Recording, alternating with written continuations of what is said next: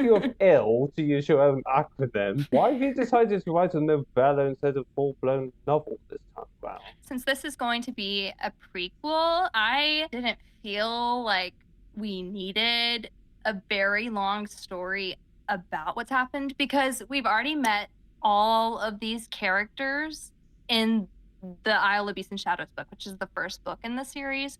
So we're taking it back. We meet our villain in the first book. I just want everyone to know that she was human too. She's, relatable and, is getting, I don't know, I can't say much, but she gets hit punch after punch, like metaphorical punch. And I mean, it does dark things to a person. And especially when your mental health is just not good in a good place to begin with, and you can only take so much. And then in Isle of Beasts and Shadows, we meet Emmeline and Zoll, and these are two characters who have this My love favorite story. characters. I'll say it's my favorite.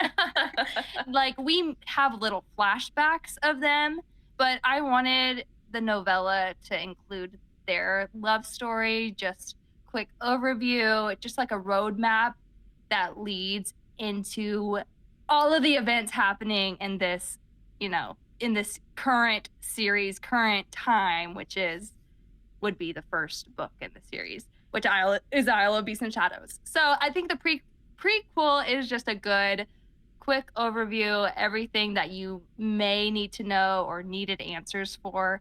That's what the prequel is. That was like, I was like tiptoeing around words, trying to like not do spoilers there, but yes. I think I read the prequel before Beast and Shadows. Right. However you want to read it. I mean, if you want to be like surprised, I say read Isle of Beasts and Shadows, but you absolutely don't have to. You can read it either way. No, it's just a personal preference for me because I remember when I was 18, I went to see Solo in the cinema with my dad, and because Star Wars had been out for so long, stupidly I decided it was a good idea to read the reviews before watching the film. But Oh no. no, but that's actually, I'm kind of ironically glad I did, because there was a line, which is a review, which has always stuck with me, which was, they said, the problem with Solo is we know which of the characters are going to live, so it just turns into a game. Yeah, so it just turns into a game of, well, which of the B-lists are going to die? I'm thinking, Okay. so I've always gone in, when it comes to prequels,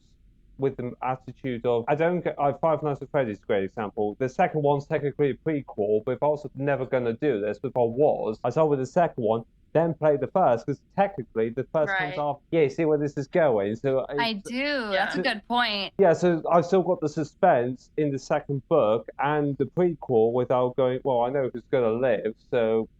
That is a very good point. I didn't look at it like that, but now that you say that, I'm like, wait a second, maybe I should like be telling people differently.